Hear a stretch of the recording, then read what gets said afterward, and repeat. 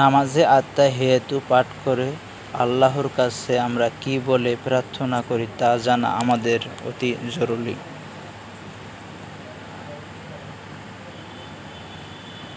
আজকের ভিডিওতে জানতে পারবেন নামাজে আত্তাহিয়াতু পাঠ করে আল্লাহর কাছে আমরা কি প্রার্থনা করি। আমার ভিডিওটি কেমন হয়েছে তা লাইক কমেন্ট করে জানাবেন এবং ইসলামের প্রচারের জন্য শেয়ার করে অন্যকে জানার সুযোগ করে দেবেন ইনশাআল্লাহ।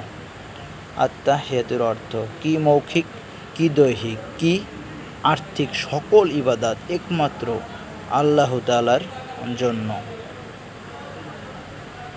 সমস্ত শান্তি, কল্যাণ ও পবিত্রতার মালিক আল্লাহ। হে নবী, আপনার উপর আল্লাহর শান্তি, রহমত ও বরকত বর্ষিত হোক।